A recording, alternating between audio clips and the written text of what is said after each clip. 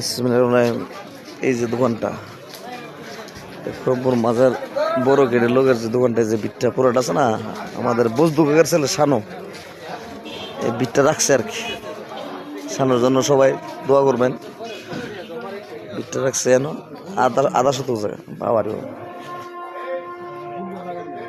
৬৬ লাখ না কত জানে কাগজটা দেখলাম।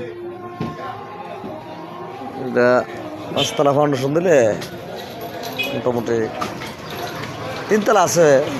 আমার বলছে ২ তলা করবো আর 2টা করে রুম হইব নি আর লেগেন হইব তো ২৮ তো মোটামুটি ভালো জায়গাটা রাখছে আমার বঞ্জামির থেকে আলম ভাই। খুব সুন্দর জায়গাটা, ভালোই জায়গাটা, খুব সুন্দর সেন্টারের জায়গা তো।